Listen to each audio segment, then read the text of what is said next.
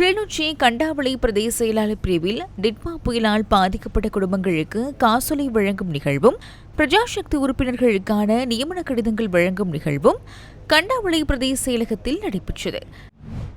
Rhino ரூஃபிங்கிடமிருந்து rhino premier roofing தீர்வுகள்.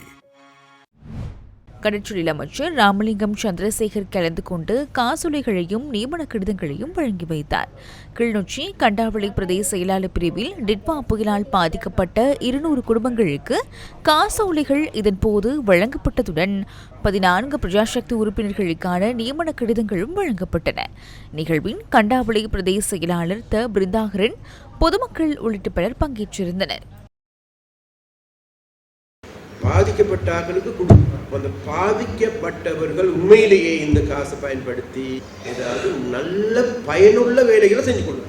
முன்னறிந்தவர்கள் எப்படி இருந்தாங்க? அவங்களோட பிள்ளைகளுடைய மடியை நெறிஞ்சாங்களே தவிர, பிள்ளைகளுடைய பிரச்சனைகளை பார்த்தார்களே தவிர, தாங்களுடைய ஏன்னா மடியை நிறுத்தி கொண்டார்களே தவிர மக்களுடைய பிரச்சனைகளை பார்க்கல. அதான உண்மை.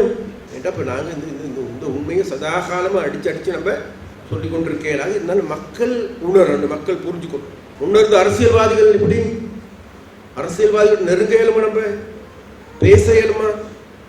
இல்லை. இது உங்களுடைய காசு. மக்கள்கிட்ட இருந்து அறவிடப்படுகின்ற வரி